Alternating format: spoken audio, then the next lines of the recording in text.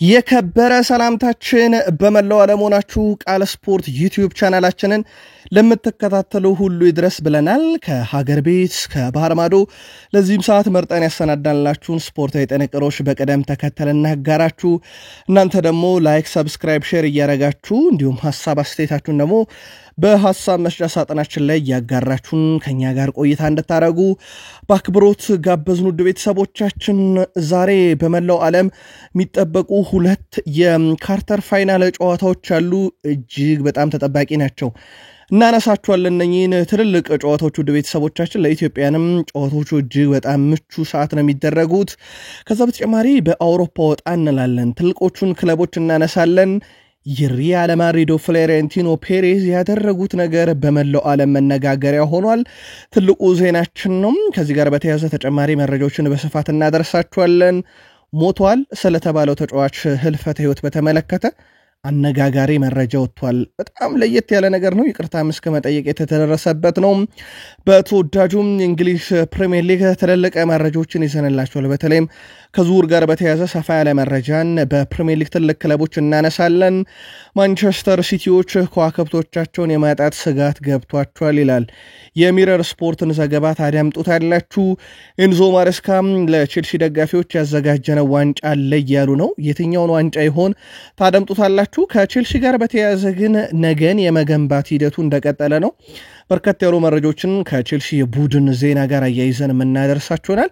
ጥሪ የተደረገላቸውም ተጫዋቾች ብሔራዊ ቡድኖችን በቼልሲ በኩል ለመቀላቀላቸው ይፋ ተደርጓል። የሊቨርፑል ነገር ዝውውር ብቻም አይደለም ይለናል የፋብሪዚዮ ሮማኖ ዘገባ።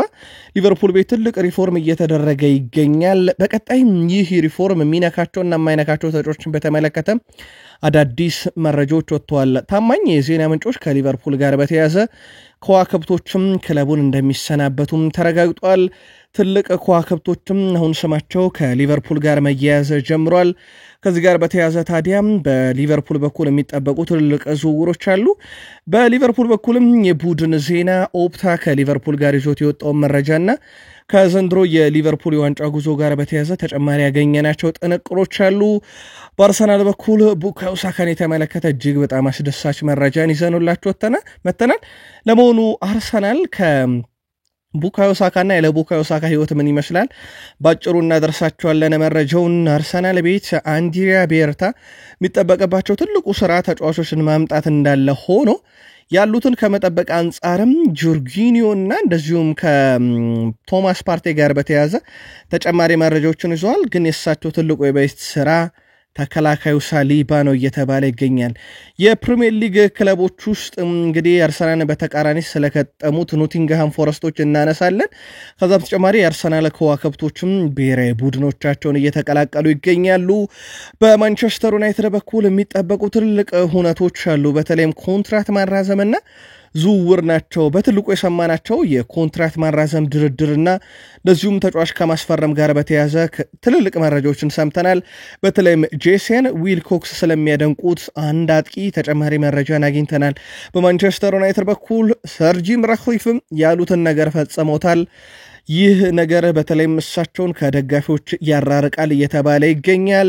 በማንቸስተር ዩናይትድ በኩል የሩበን አሞሪምና የተወሰኑ ተጫዋቾችን ግንኙነት በተመለከተ የወጡ መረጃዎች አሉ። ማንቸስተር ዩናይትድም በኤፕሪል ጀምሮ ጨዋታዎችን ያደርጋል። እናነሳቸዋለን እነኚህን ጉዳዮች። ውድ ቤተሰቦቻችን ከሀገር ቤት ከባህር ማዶ ቆይታችሁ ከቃል ስፖርት ዩቲዩብ ቻናል ጋር ስታደርጉ መረጃዎችን እየተከታተላችሁ ማለት ነው። ላይክ እያረጋችሁ አበረታቱን። አንድ ላይ ለኛ በብዙ ይጠቅመናል። ሐሳብ አስተያየታችሁን ስለምታጋሩንም ከልብ ለምናመሰግነው። ለዚሁ ቤተሰብ መሆን ካሻችሁ ሰብስክራይብ እያረጋችሁን እስከ ፕሮግራማችን ፍጻሜ በድጋሜ መልካም ቆይታ ተመኘን። የሀገር ቤት መረጃዎችን ዛሬም እንደ ሁል ጊዜው አስቀድመን እንጀምር። የኢትዮጵያ ብሔራዊ ቡድን ዋሊያዎቹ በቀጣይ ላሉባቸው የዓለም ዋንጫ ማጣሪያ ጨዋታዎች ዝግጅታቸውን በትላንትናው ዕለት አጠናክረው ቀጥለዋል። በትላንትናው ዕለት በአዲስ አበባ ስቴዲየም ከማለዳው 3:30 እስከ ረፋድ 5:30 ልምምዳቸውን ሰርተዋል። በትላንትናው ልምምድ የኢትዮጵያ እግር ኳስ ፌዴሬሽን ፕሬዝዳንት አቶ ኢሳያስ ጅራ፣ ምክትል ፕሬዝዳንት ዶክተር ዳኘው ንገሩ፣ ዋና ጸሐፊው አቶ ባህሩ ጥላሁን እና አቶ ዮሐንስ ዘውዴን ጨምሮ በርካቶች ተገናኝተዋል። በልምምድ ወቅት ሁሉም ጥሪ የቀረበላቸው የብሔራዊ ቡድን ተጫዋቾች በመልካም ጤንነት ላይ መሆናቸውም ተረጋግጧል።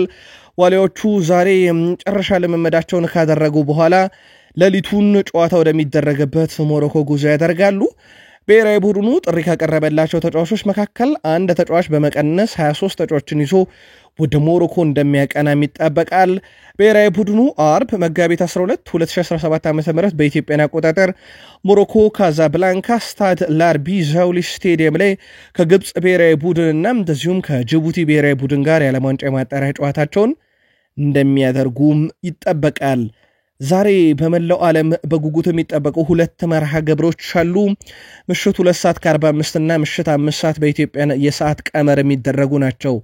የአምናዎቹ ሻምፒዮን የሴቶቹ ባርሴሎና ናቸው። ኦሎምፒክ ሊዮንን 2-0 አሸንፈው በሴቶች የአውሮፓ ሻምፒዮንስ ሊግ ዘንድሮስ ማን ባለ ክብር ይሆናል? ትልልቅ መርሃ ግብሮችን እንመለከታለን። ዛሬ በሴቶች እንግዲህ የኳርተር ፋይናል ጨዋታ ሪያል ማድሪድ ከአርሰናል እና ባየር ሙኒክ ከኦሎምፒክ ሊዮን በሴቶች የሚደረጉ ጨዋታዎች ትልልቆቹ ጨዋታዎች ናቸው። ምናልባት ለኢትዮጵያን ሁለቱም ሰዓቶች ምቹ ናቸው። ሪያል ማድሪድ ከአርሰናል በወንዶቹም የአውሮፓ ሻምፒዮንስ ሊግ የኳርተር ፋይናል ተፋላሚ እንደሆኑ ይታወቃሉ። ቀድሞ የሴቶቹ መጥቷል። ምናልባት ጨዋታውን መከታተል ካሻችሁ የተወሰኑ መረጃዎችን ለመጠቆም ያክል የሪያል ማድሪድ ሴቶች ቡድን ባለፉት 5 ጨዋታ 2 ድል ያላቸው 2 ሽንፈት እንዲሁ 1 አቻ፣ በአርሰናል ሴቶች ቡድን በኩል 4 ድል 1 ሽንፈት አጋጥሟቸዋል። በሊቨርፑል የደረሰባቸው ሽንፈት ነው። ዛሬ ታዲያ ምሽት 2:45 በኢትዮጵያን አቆጣጠር ስታዲዮ አልፍሬዶ ዴ ስቴፋኖ ስቴዲየም 6000 ደጋፊዎች ፊት ሪያል ማድሪድ ሴቶች ከአርሰናል ሴቶች ይፋለማሉ። የአምናው የፍጻሜ ተፋላሚዎች ኦሎምፒክ ሊዮኖች ከባየር ሙኒክ ነው ዛሬ ጨዋታቸውን የሚያደርጉ።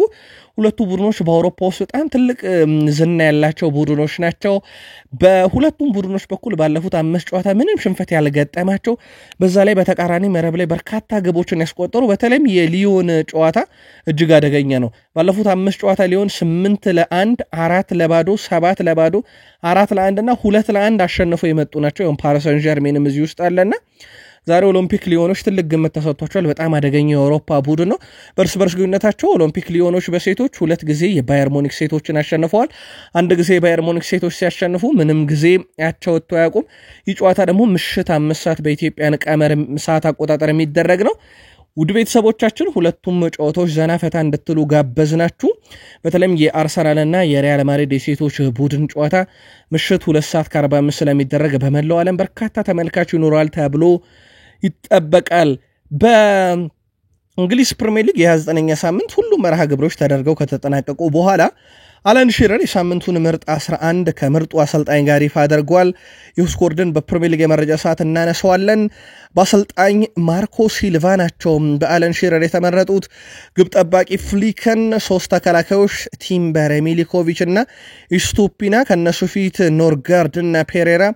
የአማካይ ስፍራ ተጫዋቾች 4 ናቸው የተመረጡት። የአጥቂ አማካይና የክንፍ አጥቂዎች ኢላንጋ፣ ኦመር መርሙሽ፣ ብሩኖ ፈርናንዴዝ፣ እንደዚሁም የወልቭሱ ቤልጌርድ እና እንደዚሁም ስትራንድ ላርሰን ከወልቭስ የተመረጡ ናቸው። ብቸኛው የፕሪሚየር ሊጉ ከሳምንቱ 20 ክለቦች ምርጡ አሰልጣኝ ማርኮ ሲልቫ ተደርጎ ተመርጧል ማለት ነው።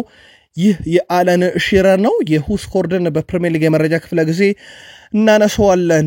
የፍሎሬንቲኖ ፔሬዝ ስራ በርካቶችን እያነጋገረ ይገኛል። ባርሴሎናዎች ዳኒ ኦልሞና ፓኦ ቪክተርን ለማስመዝገብ በርካታ ጥረቶችን አድርገዋል። በላሊጋው ፍቃድ ሲነሱ እስከ ከፍተኛው ፍርድ ቤት ድረስ መሄዳቸው ይታወቃል። በኋላም ላይ ፍርድ ቤቱ ፈቅዶላቸው ተጫዋቾችን አስመዝግበው እያጫወቱ ነው።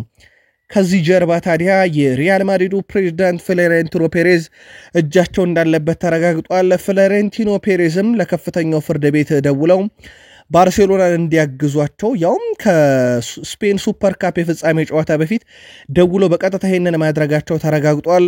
በኋላም ላይ በስፔን ሱፐር ካፕ 5 ግብ ያስተናግዶ ቡድናቸው በሪያል ማድሪድ በባርሴሎና እንደተሸነፈ ይታወቃል። ሪያል ማድሪድ እና ለምን ፍሎሬንቲኖ ፔሬዝ ይህንን ማድረግ ፈለጉ? እሳቸው የሪያል ማድሪድ ሰው ሆኖ ባርሴሎናን ለምን በዚህን ያክል ደረጃ ማገዝ ፈለጉ የሚለው ነገር በጣም አነጋጋሪ ነው።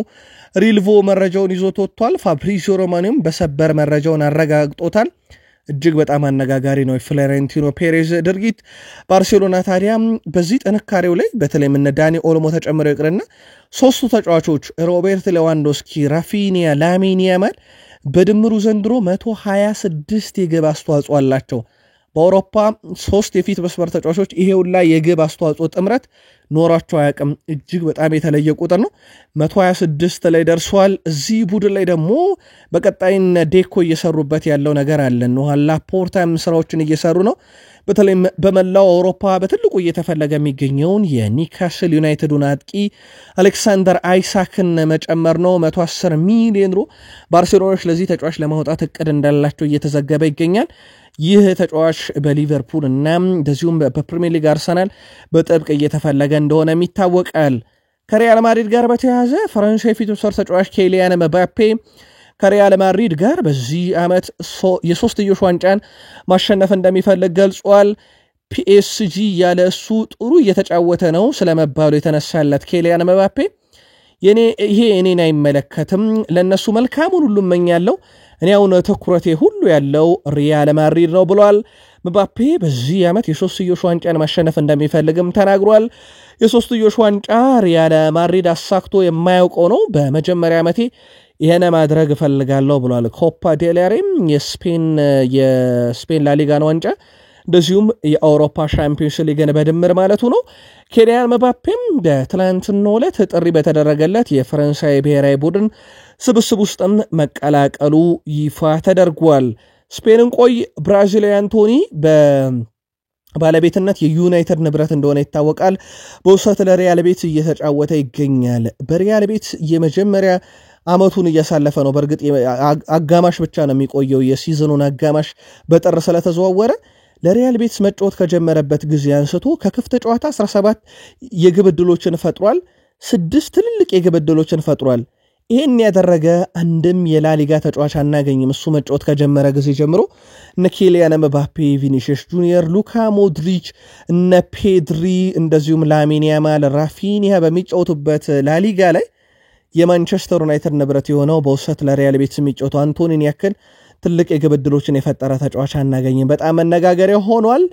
ሚረር እንግዲህ በፊት ገጹ ላይ አንድ መረጃን ይዞት ወጥቷል። በእርግጥ ጥናቱን ያጠናው ጎል ስፖርት ነው። ክለቦቻችሁ በየትኛው ባለሀብቶች ቢያዙ ይሻላል ተብለው ተጠይቀው ነበረ። አብዛኛው የእግር ኳስ ደጋፊዎች ቡድናችን በአረብ ባለሀብቶች ወይም በሀገራት ስር ቢሆን እንመርጣለን ብለዋል። ይሄም በአረብ ባለሀብት ስር ያሉ ክለቦች ትልቅ ስኬትን እያመጡ ነው። በሌሎች ባለሀብቶች ከተያዙ ክለቦች ይልቅ ኒካስል ዩናይትድ እንኳን በዚህ ሳምንት የካራባው ካፕ ዋንጫን ሊቨርፑልን አሸንፎ አነሳ። በርካቶች እንደሚታወቀው በአሜሪካንና በአውሮፓ ባለሀብቶች የተያዙ ናቸው።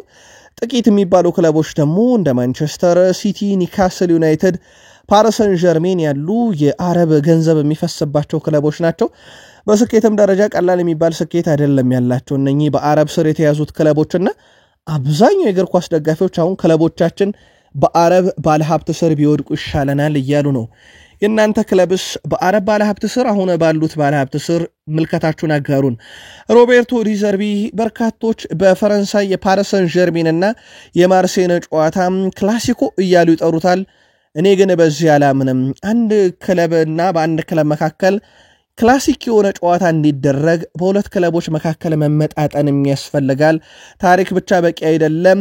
ፓሪስ ሰን ዠርሜን በአመት ረብጣ ብሮችን እያወጣ ትልቅ ተጫዋቾችን እየገዛ የፈለገውን እያደረገ በፋይናንስ ደረጃ አይደለም በፈረንሳይ በአውሮፓ ደረጃ ትልቁ ክለብ ሆኖ ከማርሴይ ጋር ክላሲኮ የሚባለ ጨዋታ የለም። ይህ ትክክለኛ ፉክክር አይደለም፣ በገንዘብ ላይ የተመሰረተ ፉክክር ነው። በዚህ አልስማማም ብለዋል ሮቤርቶ ዲዘርቢ። 3-1 በሆነ ውጤት ነበረ በክላሲኮ ጨዋታ ቡድናቸው በፓሪስ ሰን ዠርሜን ሽንፈት ያስተናገደውና እሳቸው አንድ ፉክክር ሊኖር በሁለቱ ክለቦች መካከል ታሪክ ብቻ በቂ አይደለም፣ የገንዘብ አቅም ወቅታዊ ሁኔታ ነው ሲሉ ተደምጧል። የግል መልከታችሁን አጋሩን። ሐመስ ሮድሪጌዝ በርካቶች የኮፓ አሜሪካን ዋንጫ አርጀንቲና አሸነፈች ይላሉ። አርጀንቲና ግን ሜዳ ላይ ብቻ አይደለም ከሜዳ ውጪ ባሉ ነገሮች ጭምር ነው ያሸነፈችን። በተለይም ከዳኝነት ውሳኔ ጋር በተያያዘ ውሳኔዎቹ ልክ አይደሉም። ለአርጀንቲና ባደላ መልኩ ነበር የተሸነፍነው። እኔ አሁንም ቢሆን በአርጀንቲና ተሸንፈናል የሚል እምነት የለኝም ብሏል በሀገራት ጨዋታ ላይ እንገኛለን። ከቡልጋሪያ ክለብ በይፋ ይቅርታ ስለተጠየቀው አንድ ተጫዋች እናንሳ። የቡልጋሪያው ክለብ አርዳካር ዲሂሊ ትላንትና በነበራቸው መርሃ ግብር የቀድሞ ተጫዋቻቸው ህይወቱ አልፏል በሚል ከጨዋታ በፊት የህሊና ጸሎት ተደርጎ ነበር። ከተቃራኒ ቡድን ጋር ተሰብስበው መሃል ሜዳ ላይ ክብ ሰርተው ነው የህሊና ጸሎት ያደረጉት። ይሁን እንጂ የቀድሞ ተጫዋቻቸው ፒትኮ ጋንቼቭ በህይወት መኖሩና የተሳሳተ መረጃ ደርሷቸው እንደነበረ ተረጋግጧል። ክለቡ የተጫዋቹን በህይወት መኖር በእረፍት ሰዓት ማረጋገጡ ሲገለጽ ጨዋታውን ለሚያስተላልፉ ተቋማት የይቅርታ ማስተካከያ እንዲያቀርቡ ጠይቀዋል። ክለቡ ባወጣውም የይፋ የይቅርታ መግለጫ የተሳሳተ መረጃ ደርሶት እንደነበረ አረጋግጦ አክሎም ለተፈጠረው ስህተት ልባዊ ይቅርታችንን እንጠይቃለን፣ ረጅም ዕድሜ ከጤና ጋር እንመኝልሃለን ብለዋል። ከረፍት በፊት ሞቷል ብለው የህሊና ጸሎት ላደረጉለት ለቀድሞ ተጫዋቻቸው ፒትኮ ጋንቼቭ መነጋገር የነበረ ጉዳይ ነው። ክርስቲያኖ ሮናልዶ በኩል ያው ለብሔራዊ ቡድን ጥሪ ከደረሰው በኋላ በትላንትናው ዕለት የፖርቹጋል ብሔራዊ ቡድንን ካምፕ ተቀላቅሏል። እዚህ በመገኘቴም ደስተኛ ነኝ። ለፖርቹጋል ብሔራዊ ቡድን የተቻለኝን ሁሉ እስከቻልኩት ድረስ አደርጋለሁ። ለእግር ኳስ ጫማ እስከሰቅል ድረስ ለፖርቹጋል ብሔራዊ ቡድን መጫወቴንም እቀጥላለሁ። መቼ እንደሆነ ያቀን አላውቅም ብሏል ሮናልዶ። እንደሚታወቀው በርካቶች እንግዲህ ከብሔራዊ ቡድን ጥሪ ከደረሳቸው በኋላ በጉዳት እየተቀነሱ ነው። በርካታ ያሉ የባርሴሎና ተጫዋቾች ጉዳይ ሲገጥማቸው ሰምተናል። ከቼልሲም እንዲህ አይነት ተጫዋች ነበረ። ሊዮኔል አንድሬስ ሜሲ በከዋክብት ደረጃ ከብሔራዊ ቡድን የተቀነሰ ነው። ሮናልዶ ግን በትላንትናው ዕለት በመልካም ጤንነት ላይ ሆኖ የፖርቹጋል ብሔራዊ ቡድን ካምፕ መቀላቀሉን ሰማን። ውድ ቤተሰቦቻችን ቃል ስፖርት የዩቲዩብ ቻናል ከሀገር ቤት ከባህር ማዶ የተመራረጡ ስፖርታዊ ጥንቅሮችን እያደረስናችሁ እንገኛለን። ከተወዳጁ የእንግሊዝ ፕሪሚየር ሊግ ብቻ መርጠን ወደ አሰናዳንላችሁ ስፖርታዊ ጥንቅሮቻችን ደግሞ እንሻገር። ከፕሪሚየር ሊግ የመረጃ ክፍለ ጊዜያችን ጋር በድጋሜ መልካም ቆይታ ተመኘን። ተወዳጁ የእንግሊዝ ፕሪሚየር ሊግ ከኢንተርናሽናል ብሬክ በፊት 29ኛ ሳምንትን ተደርጎ ነው የተጠናቀቀው። የአለን ሺረርን መግቢያችን ላይ ያደረስናችሁ የሁስኮርድን የ29ኛ ሳምንት ምርጥ 11 ስናደርሳችሁ አብዛኛው ተጫዋች ምርጫ ከማርኮ ሲልቫው ፉልሃም ሆኗል። በፉልሃም በኩል ግብ ጠባቂ በርናርዲኖ ተመረጠም። ተከላካይ በፉልሃም በኩል ሁለት ተከላካዮች ተመርጧል። አንደርሰን እና ሮቢንሰን ሁለቱ አጣማሪዎቻቸው ሚሊኮቪች እና እንደዚሁም ኦሪየንት ተመርጧል። የኤቨርተኑ ተከላካይ ሶስት የአማካይ ስፍራ ተጫዋቾች ብሩኖ ፈርናንዴዝ ከማንቸስተር ዩናይትድ፣ ኦመር መርሙሽ ከማንቸስተር ሲቲ፣ አንድሬስ ፔሬራ ከፉልሃም፣ ሶስቱ የአጥቂ ስፍራ ተጫዋቾች ኢላንጋ ከኖቲንጋም ፎረስት፣ ስታርድ ለርሰን ከወልቭስ እንደዚሁም ጀሬሚ ዶኩ ከማንቸስተር ሲቲ የተመረጡ ተጫዋቾች ሆነዋል። ይህ የሁስኮርድ የሳምንቱ ምርጥ 11 ናቸው። በእንግሊዝ ፕሪሚየር ሊግ የሚሳተፉ ክለቦች በሚቀጥለው የአውሮፓ መድረክ ተሳትፎ ቁጥራቸውም ከ7 ላቅ ያለ እንደሚሆን ይጠበቃል። እንደሚታወቀው 4 የአውሮፓ ሻምፒዮንስ ሊግ፣ 2 የዩሮፓ ሊግ እና 1 የኮንፈረንስ ሊግ ተሳታፊ በድምሩ 7 ክለቦችን ማሳተፍ ይችላል ፕሪሚየር ሊጉ። አሁን ግን በቀጣይ ማንቸስተር ዩናይትድ የዩሮፓ ሊግን የሚያሳካ ከሆነና በፍጻሜ ደረጃ ቼልሲ፣ ቶትንሃም፣ ማንቸስተር ዩናይትድ እንደዚሁም እየተሳተፈ የሚገኘው ሌላኛው አስቶን ቪላ እና አርሰናል በሚሳተፉበት የአውሮፓ መድረክ ጉዟቸው ወደፊት እየገፋ በመጣ ቁጥር ደግሞ የሚሳተፈው ክለብ በፕሪሚየር ሊጉ 5ኛ የወጣውም ይሆናልና 5ኛ የሚወጣው ክለብ በዚህ መንገድ ከተጨመረ ዩናይትድ ኤሮፕ ሊግ ውስጥ ከገባ በቀጥታ የአውሮፓ ሻምፒዮንስ ሊግ የሚሳተፉ ክለቦቻቸው ራሱ ወደ 6 ያድጋሉና በድምሩ ወደ 10 የሚጠጉ ክለቦች በአጠቃላይ በሚቀጥለው መድረክ በአውሮፓ ሻምፒዮንስ ሊግ፣ በኤሮፓ ሊግ እና በኮንፈረንስ ሊግ ፕሪሚየር ሊጉን ወክለው ሊሳተፉ ይችላሉ። ይህ ሊሆን የሚችለው ግን ዩናይትድ ኤሮፓ ሊጉን ካሸነፈ እንደዚሁም በአውሮፓ ሻምፒዮንስ ሊግ የሚሳተፉት አስቶን ቪላ እና አርሰናል እንዲሁም ማንቸስተር ዩናይትድ እና ቶትንሃም ገፍተው የሚሄዱ ከሆነና እስከ ፍጻሜ የሚደርሱ ከሆነ ብቻ ነው። በአጠቃላይ ደግሞ በፕሪሚየር ሊግ ከሚሳተፉ ክለቦች ሊቨርፑል 69 ዋንጫ በድምር፣ ዩናይትድ 68 ዋንጫ፣ አርሰናል ሶስተኛውን 49 ዋንጫ፣ ማንቸስተር ሲቲ 36 ደርሷል፣ ቼልሲ 34፣ ቶትንሃም 26፣ አስቶን ቪላ 25፣ ኤቨርተን 24 ዋንጫዎችን አንስተዋል። ኒውካስል 15፣ ኖቲንጋም ፎረስት 13፣ ወልቭስ 13 ዋንጫ በፕሪሚየር ሊግ ተሳታፊ ክለቦች አሏቸው። የፕሪሚየር ሊግ ክለቦች አሁንም ዋንጫዎችን ይቀሯቸዋል። ለአብነት ያክል ሊቨርፑል የፕሪሚየር ሊግ ዋንጫን መወሰን ይችላል። ማንቸስተር ዩናይትድ የኤሮፓ ሊግን መወሰን ይችላል። አርሰናል የአውሮፓ ሻምፒዮንስ ሊግን መወሰን ይችላል። ሲቲ ደግሞ የኤፍኤ ካፕን መወሰን ይችላል። ቼልሲ የኮንፈረንስ ሊግን መወሰን ይችላል። ክለቦቻችሁ እዚህ ውስጥ የምትደግፉት ክለብ ካለ የትኛውን ዋንጫ ዘንድሮ አሳክቶ አሁን ካለው ዋንጫ ላይ አንድ ዋንጫ ይደምራል? የግል መልከታችሁን አጋሩን። ማርክ ፍሊከን ከሁሉም የፕሪሚየር ሊግ በረኞች የበለጠ በያዝነው ውድድር ዘመን 100 ሲደመር ኳሶችን ተሞክሮበት አድኗል። በማርክ ፍሊከን በኩል ለብሬንትፎርድ እየተጫወተ 122 ሙከራዎችን ማስተናገድ ችሏል። አሮን ራምስዴል የሳውዛምፕተኑ ግብ ጠባቂ 91 ሙከራዎችን አድኗል። የኖቲንግሃም ፎረስቱ ማት ሴልስ 89 ተሞክሮበት ያው በክሊንሺት ዘንድሮ 12 ክሊንሺት አለው። ቀዳሚው ግብ ጠባቂ ነው።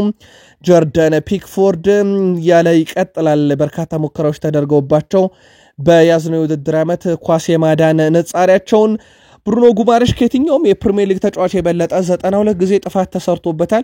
የሱን ያህል ጥፋት የተሰራበት ተጫዋች የለም። ሌላኛው የኒካስሉ አንቶኒ ጎርደን 58 ጥፋት ተፈጽሞበታል። ማቲያስ ኩና የወልቨርሃምፕተን ወንደረርስ ተጫዋች በተመሳሳይ 58 ጥፋት ተሰርቶበታል። ጆን ማክጊን የአስቶን ቪላው ተጫዋች 55 ጥፋቶችን ተስተናግዶበት አራተኛው በርካታ ጥፋት የተስተናገደበት ተጫዋች ነው። ጄምስ ማዲሰን 53 አለው። ከዛው በተረፈ እነ ኮል ፓልመር፣ መሐመድ ኩዱስ፣ ዩሪ ቴሌማንስ፣ ሩቲየር እንደዚሁም ታይለር ዲቢሊንግ በርካታ ጥፋት ዘንድሮ ያስተናገዱ ተጫዋቾች ናቸው። በተጨማሪም ጉማሬሽ በፕሪሚየር ሊጉ ከየትኛውም ተጫዋች የበለጠ የሁለትዮሽ ግንኙነቶችን ድል ማድረግ ችሏል። 189፣ አንቶኒ ሲሞኔ 183፣ ጄምስ ታርኮቭስኪ 178 እያለ ይቀጥላል። እንደ ኤሊዮት አንደርሰን፣ አንድሬስ ጉያ፣ ዳንኤል ሙኒዝ፣ ሞይሰስ ካይሴዶ፣ ሙስር ማዝራዊ የማንቸስተር ዩናይትዱ፣ ዩሪ ቴሌማንስ፣ አንቶኒ ሩቢንሰን እያለ ይቀጥላል። የብሩኖ ጉማሬሽን ግን የሚስተካከል የለም። እንዲህ አይነት ቁጥርን ካነሳን በእንግሊዝ ፕሪሚየር ሊግ ለኖቲንግሃም ፎረስት እየተጫወቱ 25 እና ከዛ በላይ አሲስት በማድረግ የቻሉ ሁለት ታሪካዊ ተጫዋቾች አሉ። ኢያን ዎኡን የቀድሞ ተጫዋቻቸው 27 አሲስቶችን ለኖቲንግሃም ፎረስት በፕሪሚየር ሊግ አድርጓል። አሁን ሞርጋን ጊብስ ዋይት 25 ላይ ደርሷል።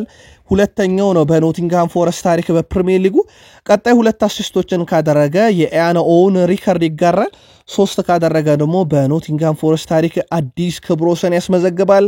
ሰሞኑን ኒካስል ዩናይትድ ከ70 ዓመት በኋላ ካራባኦ ካፕን ሲያነሳ በርካቶች የኒካስል ዩናይትድ ዋንጫ እሱ ብቻ መስሏቸዋል። ግን ኒካስል ዩናይትድ በድምር 14 ዋንጫ ያለው ክለብ ነው። 4 የፕሪሚየር ሊግ ዋንጫን አሳክቷል። ከዛ በተረፈ የካራባኦ ካፕ ዋንጫን ለመጀመሪያ ጊዜ፣ ኮሚቲ ሽልድን 2 ጊዜ፣ ኤፍኤ ካፕን 6 ጊዜ ማሳካት ችሏል።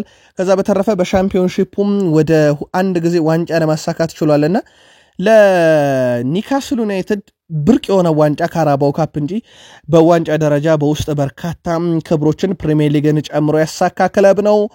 አንዲ ኢራኦላና ማርኮ ሲልቫ በቀጣይ አንጌል ፖስቴኮግሉ ቶትናም ሆትስፐርስ የሚሰናበቱ ከሆነ የመጀመሪያ መስመር ላይ ተቀመጡ 2 እጩ አሰልጣኞች ናቸው ይለናል የቴሌፉትቦል ዘገባ። አንጌል ፖስቴኮግሉ በዚህ ውድድር ዓመት እጅግ በጣም አስከፊ የሚባለው ነው ጉዞ እያደረጉ እንደሆነ ይታወቃል። አርሰናል ባለፉት 3 ዓመታት የተሸነፈውን ድምር ቶትናም ሆትስፐርስ ለብቻቸው ዘንድሮ አስተናግደውታል። 15 የፕሪሚየር ሊግ ሽንፈቶችን አስተናግደዋል። በመጣውበት ሁለተኛ ዓመት ዋንጫ አነሳለሁ ያሉት ፖስቴኮግሉ እድላቸውን የሚወስኑት በኤሮፓ ሊጉ ነው። የዜድ አልካማረን አሸንፈው ወደ ሩብ ፍጻሜ አልፈዋል። ግን የፖስቴኮግሉ ቆይታ እጅግ በጣም አጣብቂኝ ውስጥ እንደገባ ይታወቃል። ክሪስታል ፓላስ ውስጥ እጅግ በጣም ወሳኝ ስራ ከሚሰሩ ሰዎች ውስጥ ፍሪድማን ተጠቃሹ ናቸው። የስፖርቲንግ ዳይሬክተሩ ነው።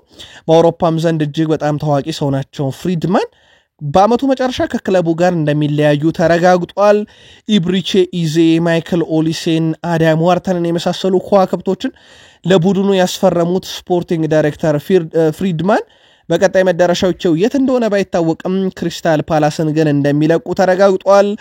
በቀጣይ በፕሪሚየር ሊግ ክለቦች እይታ ውስጥ ነው። ወደ ፕሪሚየር ሊግ የመምጣት እድል አለው እየተባለ የሚገኘው የኢንተር ሚላኑ ማርከስ ቱራምን በተመለከተ ፉትቦል ኢንሳይደር ኢንተር ሚላን ለፈላጊዎቹ 71 ሚሊዮን ነው የውል ማፍረሻ አስቀምጧል።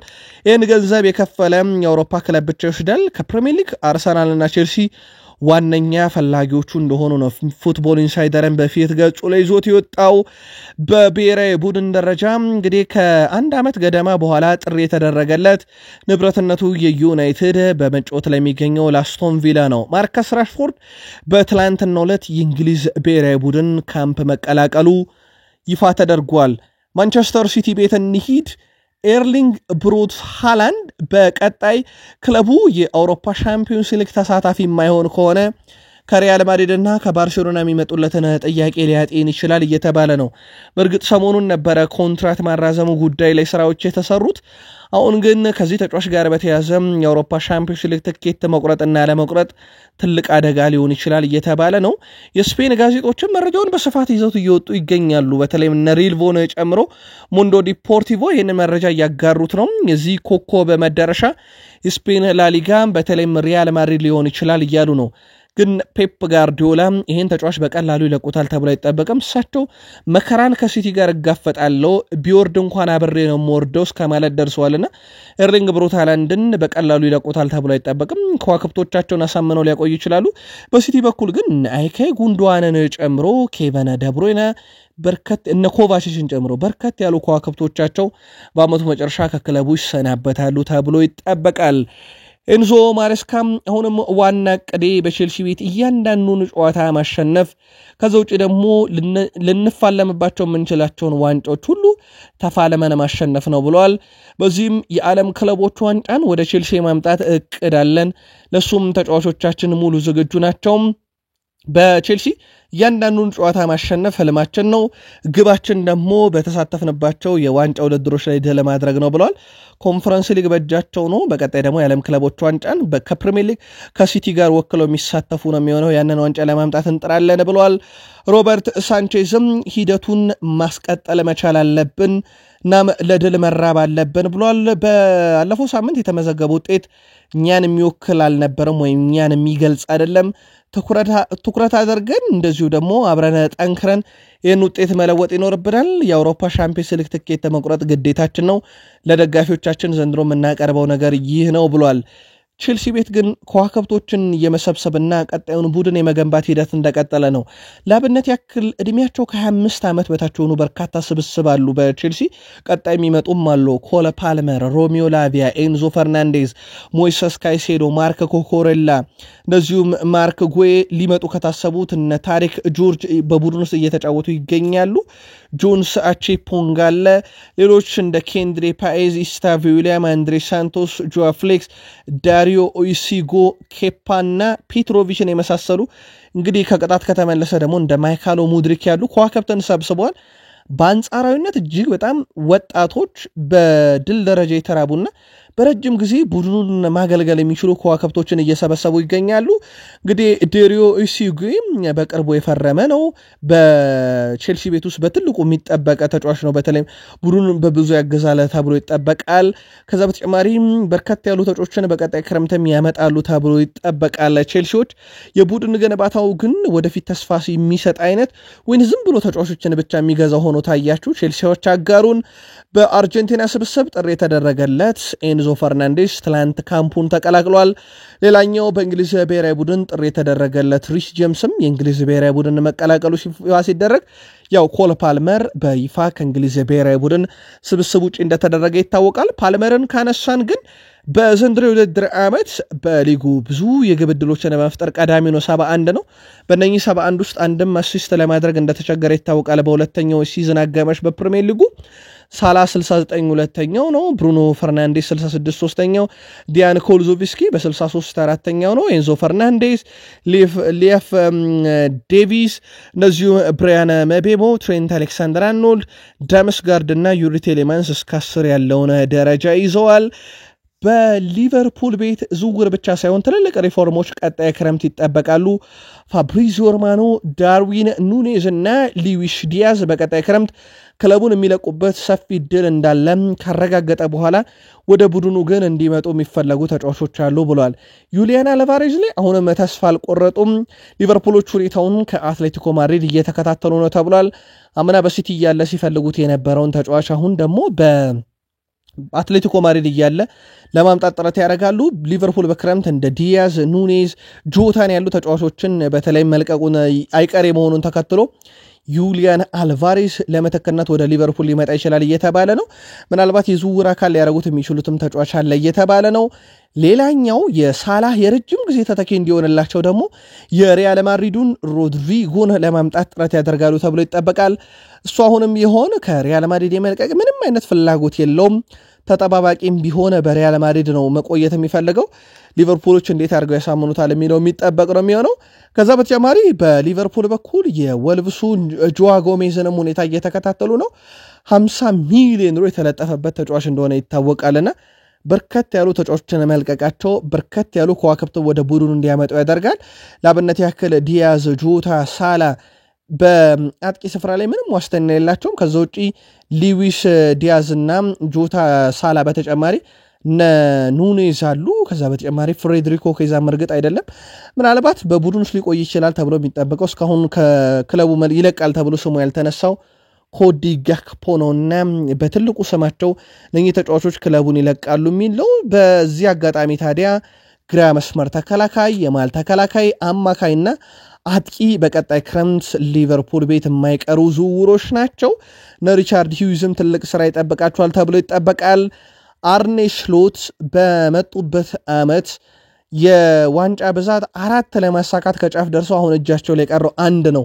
2024 ላይ በፈረንጆች አቆጣጠር አንድ ጨዋታ ብቻ የተሸነፈ ቡድን ነበራቸው። እሱንም በኖቲንግሃም ፎረስት በካሎም ሁድሰን ኦዴ ብቸኛ ግብ 1-0 አንፊልድ ላይ የተሸነፉበት ነው። ከዛ በኋላ ግን 2025 ከገባ በኋላ ገና 3 ወር ሳይሞላ 2 ወር ከ18 ቀን አካባቢ ደርሰናል 5ኛ ሽንፈታቸውን አስተናግደዋል። ኦፕታ ከሊቨርፑል ጋር በተያዘ አንድ መረጃን ይዞቷል። በተሸነፉባቸው ጨዋታዎች ብቻ ሳይሆን 2025 በገባ በኋላ የአንድ ለአንድ ግንኙነት የማሸነፍ ንጻሪያቸው በጣም ወርዷል ነው ያለው። ለአብነት ያክል ከፓሪስ ሰን ዠርሜን ጋር በነበረው ጨዋታ 32.5% ብቻ ነው ሊቨርፑል ኳስ የማስጣል ንጻሪው። ይህ ተጫዋቾቹ በጣም እንደዛሉ የሚያሳይ ነው። በብራይተኑ ጨዋታ 40% ብቻ ነበር። በባየር ሌቨርኩሰኑ ጨዋታ 40%፣ በሳውዝሃምፕተኑ ጨዋታ 42%፣ በኒውካስል ዩናይትድ በፍጻሜ የተሸነፉበት ጨዋታ 42% ብቻ ነበር የማሸነፍ ንጻሪያቸውና ኦልሞስት ከ50 በታች አብዛኛው ጨዋታ ላይ በቅርቡ በተለይም ደግሞ የፈረንጆች 2025 ከገባ በኋላ ኦልሞስት ወደ 8 በሚጠጉ ጨዋታዎች እንደዚህ አይነት በጣም ዝቅተኛ ቁጥር አስመዝግበዋል ኳስን መንጠቅ ላይና ቡድኑ ምን ያህል እየደከመ እንደመጣ ማሳያ ቁጥር ነው ብሏል ኦፕታ። አሁንም በሰበሰቡት ነጥብ ግን በአውሮፓ 5ቱ ታላላቅ ሊጎች ሊቨርፑል ቀዳሚ ነው። 70 ነጥቦችን ሰብስቧል። አንደኛ ነው። ፓሪስ ሰን ዠርሜን 68 ነጥብ ሰብስቦ ሁለተኛ፣ ኢንተር ሚላን ወደ 64 ነጥቦችን ሰብስቦ ሶስተኛ፣ ባየር ሙኒክ 62 ነጥቦችን ሰብስቦ አራተኛ፣ ናፖሊ 61 ነጥቦችን ሰብስቦ አምስተኛ ነው። ባርሴሎና 6፣ ሪያል ማድሪድ 7፣ አታላንታ 8፣ አርሰናል 9ኛ እንደዚሁም ባየር ሌቨርኩሰን 10ኛ ናቸው በሰበሰቧቸውም የነጥብ ብዛቶች ማለት ነው። ሪልቮ አንድ መረጃን ይዞቷል። የትሬንት አሌክሳንደር አርኖልድ ስምምነት የጊዜ ጉዳይ ሲለው የዊሊያም ሳሊባ ግንኙነት ግን ከሪያል ማድሪድ ጋር በጣም ጊዜ የሚወስድና ከበድ ያለ ድርድርን የሚፈልግ በዛ ላይ ኮንትራቱ እስከ 2027 መሆኑን ተከትሎ አርሰናሎች ላይሸጡት ይችላሉና በቀጣይ የሊቨርፑል ተጫዋች አርኖልድ ግን ሪያል ማድሪድን የመቀላቀሉ ጉዳይ ሰዓታት ብቻ ብሎታል። አርጀንቲናም ጥሪ ካደረገችላቸው ተጫዋቾች ውስጥ አንደኛው የሊቨርፑል አሌክስ ማካሊስተር ነበረ። አሌክሲስ ማካሊስተርም በአርጀንቲና ብሔራዊ ቡድን ጥሪ ከተደረገለት በኋላ የአርጀንቲናን ካምፕ መቀላቀሉ ይፋ ተደርጓል። በአርሰናል በኩል አንድ ተጫዋቻቸው በጉጉት ይጠበቃል። ቡካዮ ሳካ ከአርሰናል ጋር በተለይም በአውሮፓ ሻምፒዮንስ ሊግ ስብስብ ውስጥ መካተት ይፈልጋል ተብሏል። ተጫዋቹ በጥሩ ሁኔታ እያገገመ ይገኛል። በቀጣይ ከኢንተርናሽናል ብሬክ በኋላ በሁለተኛው ሳምንት ላይ በአርሰናልና በሪያል ማድሪድ መካከል በኤሚሬትስ የሚደረግ ወሳኝ ጨዋታ አለ። እንግሊዛዊው የአርሰናል አጥቂ ቡካዮ ሳካ በዋነኝነት የአውሮፓ ሻምፒዮንስ ሊግ ከሪያል ማድሪድ ጋር በኤሚሬትስ የሚደረገው ጨዋታ ላይ መሳተፍ ነው ብሏል።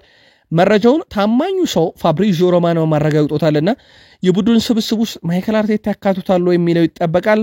በአርሰናል በኩል ሳካ ሲኖር ጨዋታን የሚሸነፉት 8% ብቻ ነው። ሳካ ከሌለ 24% ጨዋታዎችን እየተሸነፉ ነው በፐርሰንት ካየነውና ሳካ ለቡድኑ የማሸነፍ ንጻሬ ሳይሆን የመሸነፍ ንጻሬ ራሱ ዝቅ እንዲል ያደርገዋል። የማሸነፍ ንጻሬያቸውን ደግሞ ከፍ እንዲል የሚያደርግ ተጫዋች ነውና ለአርሰናል የሳካ መኖር ተቃራኒ ቡድኖች ራሱ አርሰናልን ጨክነው እንዳያጠቁ ያደርጋቸዋልና የሳካ መኖር በብዙ መንገድ ይጠቅማቸዋል። የፍላሚንጎ ነገር አሁን ጫን እያለ መጥቷል። ጆርጂኒዮን ከአርሰናል ለማስፈረም ከፍተኛ ጥረት እየተደረገ ነው። በጆርጂኒዮ ጉዳይ ላይ አርሰናል ከውሳኔ ያልደረሰም። ከፍላሚንጎ በተጨማሪ የዩናይትድ አረብ ኤሚሬትስ ክለቦች፣ የሳውዲ ክለቦች፣ ጣሊያን፣ ጃፓን፣ የአሜሪካ ሜጀር ሊግ ሶከር የዚህ ተጫዋች ፈላጊ ናቸው። እስካሁን በማይክል አርቴታ በኩል ተጫዋቹን መሸጥ ማቆየት የሚለው ላይ ውሳኔ ያልተደረሰም። አብዛኞቹ መረጃዎች ግን በዚህ ጉዳይ ላይ ይዞት እየወጡ ያለው መረጃ የአርሰናል የቀጣይ ክረምትን ዝውውር ትኩረት ያደረገ ወይም እዛ ላይ ተመሰረተ ሊሆን ይችላል ተብሎ ይጠበቃል። ያው የቶማስ ፓርቴም ጉዳይ አለየለትም። በርከት ያለው የአርሰናል ደጋፊዎች እንደውም ከቶማስ ፓርቴ ጋር በተያዘ ሪያል ማድሪድን ጥለን ለማለፍ ቶማስ ፓርቴ ያስፈልገናል እስከ ማለትም እየደረሱ ነበር በበርካታም የማህበራዊ ትስስር ገጽ ላይና የአርሰናል ደጋፊዎች ጉዳዩን ልታስረዱን ትችላላችሁ። ታዲያ አዲሱ ስፖርቲንግ ዳይሬክተር አንድሪያ ቤርታ ዋና ስራቸው ተጫዋቾችን በክረምት ወደ ቡድኑ ማምጣት ነው። ከማቆየት ጋር በተያያዘ ግን አርሰናሎች ሳሊባ ላይ በዋነኝነት እንዲሰሩላቸው ይፈልጋል ተብሏል። የሳሊባ ነገር በተለይም በሪያል ማድሪድ ፍላጎቶቹ ጠንከር ያሉ ናቸውና የሳሊባን የ2027 ኮንትራት በተለይም እስከ 2030 ድረስ የማራዘም ፍላጎት በዋነኝነት ለአንድሪያ ቤርታ የተሰጠ ስራ ነው ተብሏል። የኖቲንጋም ፎረስት ተከላካይ ኦላ አይና በርካቶች ሊቨርፑል፣ ቼልሲ፣ ዩናይትድ፣ ሲቲ ጋር መጫወት ከባድ ነው ይላሉ። ለእኔ ግን ከአርሰናል ጋር መጫወት በጣም ከባድ ነው። የአርሰናል ጨዋታ እውነት ለመናገር ቃላት ያጥረኛል። በተለይም ወደ ጎን ብቻ የሚቀባበሉ ይመስላል። ነገር ግን ቀስ በቀስ ተቃራኒ ሳጥን ውስጥ ይገኛሉ። በሲቲ ሊቨርፑል በትንሹም ቢሆን ፈታኝ ቡድኖች ናቸው። ለእኔ ግን በትክክለኛው መንገድ እግር ኳስን ሲጫወት ያየሁት ቡድን አርሰናል ነውና በጣም ፈታኝ ናቸው ብሏል። በአርሰናል በኩል ጥሪ ከደረገላቸው ተጫዋቾች መካከል ለአብነት ያክል ከእንግሊዝ ብሔራዊ ቡድን ጥሪ የደረሰው ዴክላን ራይስ እና ለመጀመሪያ ጊዜ ጥሪ የደረሰው ማይልስ ስኬሊ የእንግሊዝ ብሔራዊ ቡድን ካምፕ ተቀላቅለዋል። ጋብርኤል ማጋሌሽ የብራዚል ብሔራዊ ቡድን ካምፕ ተቀላቅሏል። ሚኬል ሜሪኒዮ እና ዴቪድ ሪያም ከስፔን ብሔራዊ ቡድን በደረሳቸው ጥሪ መሰረት ብሔራዊ ቡድናቸውን ሲቀላቀሉ በጣሊያን ብሔራዊ ቡድን ጥሪ የደረሰው ሪካርዶ ካላፊዮሪም ጣሊያን ተገኝቷል። ሌሳንድሮ ትሮሳርድ ቤልጅየም እንደሚገኝ ተረጋግጧል። ስለዚህ ተጫዋቾቹ ከጉዳት ነፃ ሆነው ለብሔራዊ ቡድን ግልጋሎት እንደሚሰጡ በአርሰናል በኩል ተረጋግጧል። በማንቸስተር ዩናይትድ በኩል ተጫዋች ማምጣት እንዳለ ሆኖ ቡድን ውስጥ በቀጣይነት ደግሞ እንዲቆዩላቸው የሚፈልጓቸው ተጫዋቾች አሉ። አንደኛው ኮቢ ሜኖ ነው። የዚህ ተጫዋች ጉዳይ ገና አለየለትም። ልክ እንደ አሌሃንድሮ ጋር ናቸው። ክለቡን በቀጣይ ክረምት ይለቃሉ ይቆያሉ በሚለው ጉዳይ ላይ ከኮቢ ሜኖ ጋር ግን ድርድር እየተደረገ ነው። የደሞዝ ጉዳይ በሁለቱ ክለቦች መካከል በክለቡና በተወካዩ መካከል ትልቅ ክፍተት የፈጠረ ነው። እስከ 180,000 ፓውንድ ሳምንታዊ ደሞዝ የሚፈልገው ኮቢ ሜኖ ጋር የሚደረገው ድርድር ዛሬም ቀጥሎ እንደተካሄደ መረጃዎች እየወጡ ይገኛሉ። ያው ከእንግሊዝ ብሔራዊ ቡድን በጉዳት ምክንያት ከስብስቡ ስለተቀነሰ ዩናይትዶች በአጋጣሚው ድርድሮቹን እያደረጉ ይገኛሉና አሳምነው ተጫዋቹን ኮንትራት ማስፈረም ሂደቱን ምናልባትም ከተሳካ በዚህ ሳምንት ይጨርሳሉ። ማንቸስተር ዩናይትዶችም ለቀጣይ ግብ ጠባቂ ወደ ቡድኑ ማምጣት ይፈልጋሉ። ታዲያ የሊሉን ግብ ጠባቂ ሉካስ ቼቭሌርን ሁኔታ እየተከታተሉ ነው። ወደ 40 ሚሊዮን ዩሮ ተለጥፎበታል እዚህ ግብ ጠባቂ ላይ። በማንቸስተር ዩናይትድ በኩል ሩበን አሞሪም አንድሬ ኦናና ላይ ያላቸው እምነት በቂ አይደለም እየተባለ ነውና ሌሎችንም ግብ ጠባቂዎች እያማተሩ ይገኛሉ። በዝውውር ጉዳይ ላይ ዋናው ሰው ዩናይትድ ቤት ጄሰን ዊልኮክስ እንደሆነ ይታወቃል። ጄሰን ዊልኮክስ ደግሞ የአንቶኒ ሲሞኒ ትልቅ አድናቂ ነው ይለናል የሚረር ስፖርት ዘገባ። ማንቸስተር ዩናይትዶች ተጫዋቹ ላይ ፍላጎት ካላቸውም ክለቦቹ መካከል እንደ ድልድይ ሆነው ሊያገለግሉ ይችላሉ። ጄሰን ዊልኮክስ በርንማውዝ ከ30 እስከ 35 ሚሊዮን ዩሮ ለአንቶኒ ሲሞኒ ዝውውር ይፈልጋል ተብሏል። ሰር ጂም ራትክሊፍ ያሉትን ነገር ፈጽሞታል። ምናልባት ከደጋፊው ግን ከበድ ያለ ተቃውሞ እሳቸው ላይ ደግሞ እንዳይመጣ ያሰጋል። ግሌዘር አውት ሰሞኑን በትልቁ የተመለከትነው ማንቸስተር ዩናይትድ ቤት የተቃውሞ ሰልፍ ነበረ። አሁን ደግሞ ራትክሊፍ የጭማሪና የሰራተኛ ቀነሳ ነገር የትኬት ዋጋ ጭማሪና የሰራተኛ ቀነሳ ነገር ሰፋ እያለ መጥቷል። ማንቸስተር ዩናይትድ ለሚቀጥለውም የ2025-26 የውድድር ዘመን የስቴዲየም ትኬት ዋጋ ጭማሪ መድረጉን በይፋ አስታውቋል ለደጋፊዎቹ። ማንቸስተር ዩናይትዶች በቀጣዩ የውድድር ዘመን በሚኖራቸው የስቴዲየም መግቢያ ትኬቶች ዋጋ ላይ የ5% ጭማሪ ተደርጓል። ማንቸስተር ዩናይትድ የትኬት ዋጋ ላይ ጭማሪ ያደረገው የክለቡን ገቢ ለማሳደግ መሆኑ ተገልጿል። ጭማሪው ከ16 ዓመት በታች የሆኑ የማንቸስተር ዩናይትድ ደጋፊዎችን አይመለከተም ተብሏል። ከዛ በላይ ያሉት ግን ጭማሪ ይመለከታቸዋል። የካሪንግተን ምንጮች እንደሚጠቁሙት ከሆነ አርጀንቲና ወጣት አሌሃንድሮ ጋርናቾና ሩበን አሞሪም መካከል ያለው ግንኙነት አሁን ላይ ጥሩ የሚባል ሆኗል ተብሏል። በተለይም ባለፉት ወራት ጋርናቾ እያሳየ በሚገኘው ብቃትና መሻሻል ሩበን አሞሪም ደስተኛ ነው። በዋነኝነትም ሩበን አሞሪም ደስተኛ ያደረገው ነገር ጋርናቾ በሜዳ ላይ እያሳየ የሚገኘው የመከላከል ብቃትና ተነሳሽነት ነው ተብሏል። ፖርቹጋል አሰልጣኝ ጋርናቾ ገና ከዚህ በላይ መሻሻል እንደሚችል አምናለሁም ብለው ነበር ሰሞኑን በጋዜጣዊ መግለጫ። በተጨማሪም ጋርናቾ አሁን ላይ በጣም ደስተኛ ሲሆን ክለቡን በጣም ይወዳል። በክለቡም ረጅም ጊዜ መቆየትን ይመርጣል። ግብ ካስቆጠረም በኋላ የማንቸስተር ዩናይትድን አርማ ሲስም ተመልክተናልና ክለብ ውስጥ የመቆየት ፍላጎት እንዳለው እንደማሳያ ነው እያሉ ነው በርካቶችም። ጋርናቾ በማንቸስተር ሲቲ ጨዋታ ላይ ከራሽፎርድ ጋር ከስብስብ ውጭ ካደረጉት በኋላ በተሰጠው ትዕዛዝ መሰረት ራሱን አሻሽሎ ለዋናው ቡድን ሲበቃ ራሽፎርድ ግን ከሩበን አሞሪም ጋር ችግሩን አለመፍታቱን ተከትሎ ነበር ዩናይትድን የለቀቀው። ማንቸስተር ዩናይትድ ከኢንተርናሽናል ብሬክ በኋላ 5 ወሳኝ ጨዋታዎች አሉት። ኖቲንግሃም ፎረስትን ሲቲ ግራውንድ ላይ፣ ማይስተር ሲቲን ኦልድ ትራፎርድ ላይ፣ ኦሎምፒክ ሊዮንን ወደ ፈረንሳይ አቅንቶ በኤሮፕ ሊግ፣ ኒካስልን ወደ ሴንት ጄምስ ፓርክ አቅንቶ በፕሪሚየር ሊግ፣ ከዛ ሊዮንን ኦልድ ትራፎርድ ላይ ይገጥማል። እነኚህ 5 ጨዋታዎች በማንቸስተር ዩናይትድ በኩል ከኢንተርናሽናል ብሬክ መልስ የምንጠብቃቸው ጨዋታዎች ናቸው። ዕለተ ማክሰኞ መነሻችንን ሀገር ቤት አድርገን እስከ ባህር ማዶ የተመራረጡ የዝውውር መረጃዎችን፣ ታላላቅ ክለቦች ወቅታዊ መረጃ አስደመጥናችሁ። ከወደዳችሁን እንደ ሁልጊዜው ላይ ካርጉን፣ ሐሳብ አስተያየታችሁን በሐሳብ መስጫ ሳጥናችን ላይ ያጋሩን። ቤተሰሞን ካሻችሁም ሰብስክራይብ ማድረግ እንዳይረሳ። ቃል ስፖርት ዩቲዩብ ቻናል ለዚህ ሰዓት ያሰናዳላችሁ ስፖርታዊ ጥንቅሮቻችን ፍጻሜያቸው እዚህ ጋር ሆነ። ከልብ እያመሰገን በቀጣይ እስክንገናኝ ሰናይ ቀን